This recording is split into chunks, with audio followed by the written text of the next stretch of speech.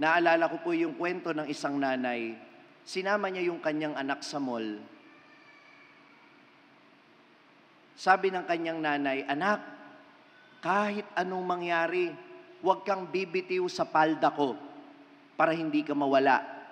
Sabi ng bata, "Opo, nanay, hindi po ako bibitaw sa palda ninyo." After 1 hour, may announcement sa mall. Ting, ting, ting. Panawagan po sa nawawalang bata na may dalang palda. Nang si Jesus ay umakyat sa langit, hindi lang palda ang iniwan niya sa atin. Iniwan niya sa atin ang kanyang mga salita. Iniwan niya sa atin ang kanyang mga sakramento. Iniwan niya sa atin ang mga inspirasyon ng pananampalataya, kagaya ng mga santo, kagaya ng ating mga ina ng tahanan, kagaya ng mga tao na nagiging inspirasyon ninyo para magpatuloy sa buhay, para maging mabuti at banal, upang lahat tayo makabalik din sa tahanan ng Panginoon. Sana magsumikap talaga tayo na makarating at makabalik sa tahanan natin sa langit, sapagkat ang nais ni Jesus, kagaya ng pagnanais ng lahat ng mga ina, ay dalhin tayo sa pinakamagandang lugar, at yan ay walang iba kundi ang tahanan ng ating Ama sa langit.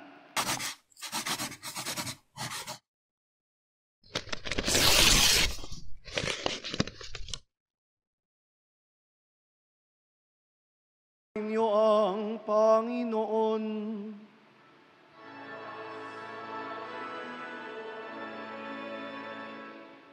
Ang wakas ng mabuting balita ng Panginoon ayon kay San Marcos.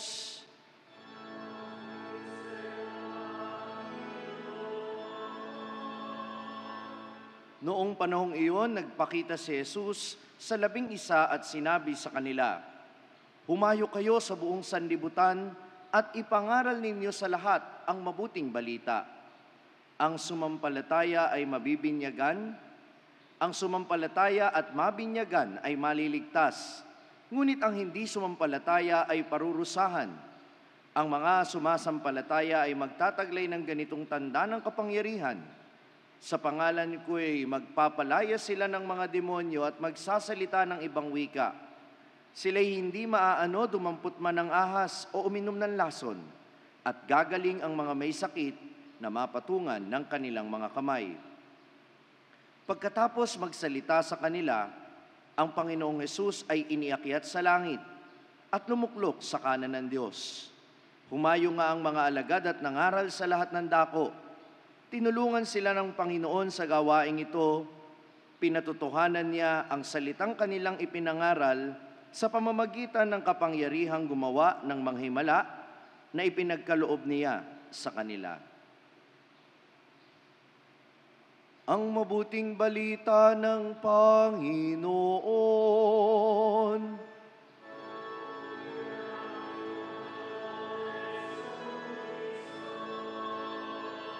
Magsiupo po ang lahat. Magandang umaga po sa inyong lahat. Magandang umaga din po naman, Father. Ang pag-akyat sa langit ng Panginoon, kagaya ng sinabi ko sa pambungad natin sa misa, ay nagpapaalala sa atin na babalik tayo kung saan tayo nanggaling. Tayo'y nanggaling sa ating Ama sa langit. Saan tayo babalik? Sa langit. Sa ating Ama sa langit. Tanong, sino ba sa inyo ang gustong bumalik sa langit o mapunta sa langit? Taas ang kamay. O yung mga ayaw magtaas, bahala kayo. Hindi ko alam kung saan kayo pupunta, basta hindi ako sasama sa inyo. Sino ulit ang gustong pumunta sa langit? Very good. Palakpakan niya natin ang bawat isa. At tandaan ninyo, yan ang ibig sabihin ng pagsisimba natin tuwing araw ng linggo. Na tayong lahat, may gusto tayong patunguhan. Si Jesus ang nauna dahil siya ang ulo, pero dapat kasunod ang katawan. At tayo yun, kung saan nandun ang ulo, dapat nandun ang katawan. Kaya tayo'y nagsisimba tuwing araw ng linggo bilang paalala na tayong mga isinilang dito sa simbahan, sa sinapupunan ng simbahan, kung tutuusin, yung pagsisimba natin ay pagbabalik natin. It is always our coming home every Sunday. At ito'y pagsasalarawan ng pangarap natin na balang araw lahat din tayo'y makakauwi sa langit. Amen? Lahat ba na nandito gustong umuwi sa langit balang araw? Yan. Okay lang yung mangarap. Kayo naman, hindi ko naman sinabi ngayon din eh. Ha? Huwag kayong mainip. Darating din yan. Lahat tayo susunod kay Jesus sa langit. Amen.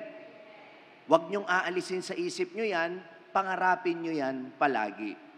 Kaya nga, ang paalala sa atin, minamahal ko mga kapatid, sabi ng mga anghel sa mga alagad, nung umakyat ang Panginoon sa langit, itong mga alagad, nakatingin lang. Akala nila, sa pagtingin nila, makakarating na sila doon. Hindi. Tandaan natin na iniwanan tayo ng misyon ni Jesus sa Ebanghelyo natin ngayon na dapat nating gampanan. Dahil hindi lang natin dapat pangarapin na makarating sa langit katulad ni Jesus, kundi dapat magsumikap tayo na makarating tayo doon. Kaya, ang puhunan natin para makarating tayo doon ay yung paggabay sa atin ng Panginoong muling nabuhay. Kung babalikan natin ang nakaraang 40 araw na si Jesus na muling nabuhay ay kasama natin na naglalakbay sa ating mga pagninilay sa salita ng Diyos. Ipinaalala niya sa atin na tayo'y ginagabayan niya bilang mabuting pastol. Ipinapaalala sa atin na siya'y kasama natin, nararanasan natin ang kanyang pagmamahal, lalo na sa pamamagitan ng mga sakramento, ang sakramento ng Eucharistia. Ang lahat ng ito, yung gabay niya at pakikisama niya sa atin, hindi lang para enjoyin natin, kundi para tayo'y akayin papunta sa langit. At kung maaalala ninyo, ipinapaalala din sa atin na tayo bilang isang katawan ni Kristo, hindi tayo kanya-kanya ng punta sa langit. Dapat kung paanong tayo ginagabayan ni Jesus ng magkakasama, hangarin din natin na magkakasama tayong umakyat sa langit. Bilang isang simbahan, nag-aakayan tayo paakyat sa langit. At hindi lang tayo ang nag-aakayan, kundi dapat akayin natin ang ating kapwa kahit hindi pa yung mga bahagi ng simbahan na makarating sa langit. Kaya nga, ang ebanghelyo natin ngayon, it is an invitation for us to evangelize. It is an invitation for us to reach out to other people. Lalo na yung mga hindi pa bahagi ng simbahan. Dahil malaki ang pananagutan natin na imbitahan sila o anyayahan sila na manalig kay Jesus. Dahil napakabigat ng consequence. Sabi sa Ebanghelyo ngayon, kung hindi mananalig, hindi maliligtas. Yun lamang mananalig kay Jesus ang maliligtas. Kaya kung sa buong buhay mo, may mga tao na dapat ay natulungan mong maligtas at hindi ka gumawa ng paraan para sila'y akayin, pananagutan mo sila sa Diyos. Sisingilin ka ng Panginoon at itatanong sa iyo, alam mo naman palang hindi pa niya ako kilala. Alam mo namang hindi pa siya sumasampalataya sa akin. Bakit wala kang ginawa? Kaya nga, hindi mo kinakailangan. Kailangan ba maging pari ka para makapagpahayag ka ng mabuting balita sa iba? Kailangan ba maging madre ka? Kinakailangan ba maging mahusay kang mangangaral? Kinakailangan ba maging influencer ka o content creator para magkaroon ka ng impluensya sa ibang tao at maipahayag mo ang mabuting balita? Kailangan ba o hindi kailangan? Narinig natin sa ikalawang pagbasa na ibinigay sa atin ng Espiritu Santo para anuman ang ginagampanan natin sa buhay, maipahayag pa rin natin ang mabuting balita. Hindi lahat tinawag na maging pari. Hindi lahat tinawag na maging mangangaral. Pero saang larangan ng buhay ka man tinawag ng Panginoon, ibinigay sa iyo ang Espiritu Santo para maipahayag mo ang mabuting balita sa natatanging paraan. Amen ba yon? Bilang magulang, ikaw ay mangangaral sa iyong mga anak. Sa totoo lang, ang mga unang katekista naman talaga ay hindi member ng PASCA. Ang unang katekista ay hindi kailangan maging member ng church organization. Dahil kahit hindi ka member ng church organization, ikaw ang katekista, ikaw ang unang tagapangaral ng mabuting balita sa iyong mga anak. Amen? Taas ang kamay dito nang naturuan ng magulang kung paano magdasal. Taas ang kamay. Very good. E di ang unang tagapagturo ng pananampalataya ninyo, yung inyong mga magulang. Tama? O ngayon yung sabihin sa akin, kailangan bang maging pare para maging tagapagturo ng pananampalataya? Di ba? Meron kayong kapasidad. Yung mga estudyante, pwede kayong maging tagapag-akay at tagapag-akay sa pananampalataya at tagapagturo ng pananampalataya kahit sa inyong mga kaibigan. Sa pamamagitan ng pagiging mabuting tao at pagiging mabuting saksi ng pananampalataya. Alam nyo, minsan ako po'y napahiya. Sumakay po ako ng jeep. Naka-clerical pa man din ako, yung polo ng pare. Tapos meron 3 kabataan na sumakay. Mga kalalakihan ito, mga batang lalaki, sumakay ng jeep, pormadong-pormado, kala mo itsurang pupunta sa party, no? Gayak na gayak. Tapos ako'y napahiya. Tanong niya sa akin, bakit? Pag upo ko sa jeep, ang una kong dinukot, cellphone. Pagsakay nila sa jeep, ang una lang dinukot, rosary. At napahiya po ako kasi kapari kong tao, hindi ko naisip, dapat pala nagdadasal din ako kapag nagbabiyahe. Hindi puro cellphone. At nung oras na yon, itong 3 kabataang ito ay naging tagapagturo sa akin. Kaya minamahal ko mga kabataan, huwag niyong ismulin ang sarili ninyo. By just being faithful Catholics in different ways, you can preach the gospel of the Lord. Do I hear an amen?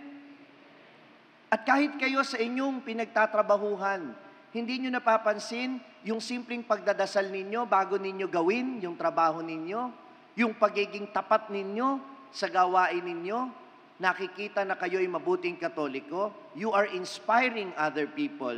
You are preaching the gospel to them without you knowing it. Yes or no? Kaya nga lahat tayo pwedeng mangaral ng mabuting balita. Kagaya ni Jesus, pwede tayong maging gabay, pwede tayong maging mga tagapag-akay. At sa puntong ito, nais kong magpugay sa lahat ng mga ina. Palakpakan niya natin ang mga nanay. Alam niyo yung mga nanay natin, kahit hindi sila pare, talaga namang naipapahayag nila ang mabuting balita. Amen? Tanong niyo sa akin, bakit? Kahit hindi pare yan, nagsesermon yan. But kidding aside, yung nanay natin ang nagturo sa atin ng napakaraming bagay. At hindi man siya magsalita palagi ng mga Bible verses, yung simpleng paggising niya sa umaga, tinuturuan tayo ng ibig sabihin ng sakripisyo. Yung kanyang simpleng pagbibilad sa araw kasama ng mga damit na kanyang sinasampay, tinuturuan tayo tungkol sa pagtitiyaga.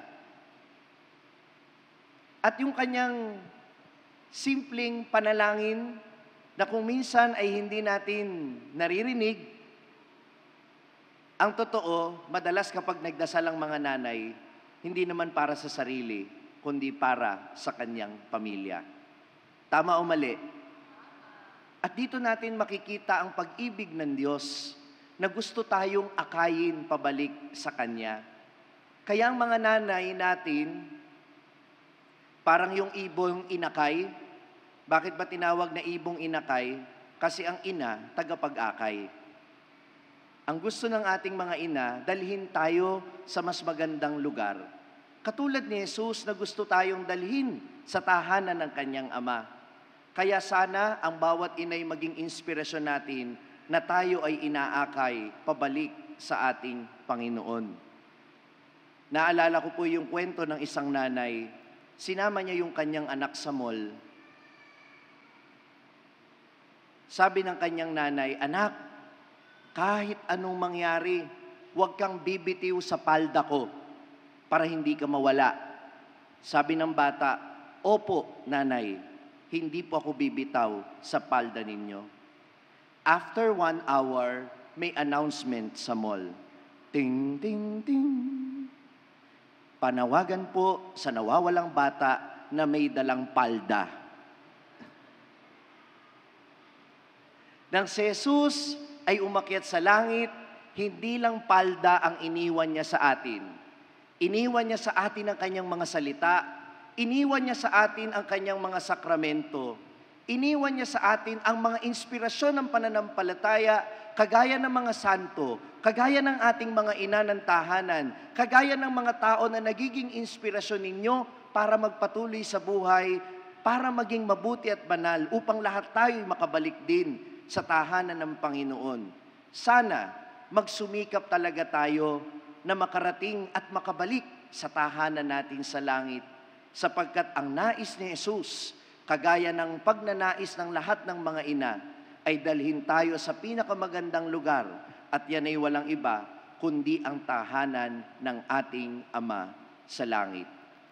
Muli, sa lahat ng mga ina, Happy Mother's Day po sa inyong lahat. Na-inspire ka ba sa narinig mong mensahe ng ating pagninilay ngayon? Abay, wag mong sarilinin yan. Ibahagi mo, ishare mo ang message nito sa iyong mga pamilya at mga kaibigan. Sabi nga namin dito sa SMS, share the message of salvation. At huwag mo kalimutan na mag-subscribe dito sa ating YouTube channel para manatili kang updated sa mga contents natin. At bisitahin din at i-like ang ating iba pang mga social media platforms sa TikTok, Facebook, at Instagram. Hanapin lamang ang Sa Madaling Sabi ni Father Franz Dizon. Mapapakinggan din po ninyo ang araw-araw kong pagninilay sa #1 Catholic meditation app sa mundo na ginagamit na ngayon ng 2 milyon mahigit na mga Pilipino sa buong mundo. Ito ang Hallow app. Kung ida-download ninyo ito ngayon ng libre, ay makaka-access pa kayo sa 10,000 plus contents nito sa loob ng 90 days. Gamitin lamang ang code na FRFRANZ o Father Franz. hallow.com/FRFRANZ. At sama-sama po tayong magpalalim ng ating pananampalataya at uulitin ko, ibahagi natin ito sa iba. Muli, ako po si Father Franz Dizon at ito po ang Sa Madaling Sabi, sharing the message of salvation.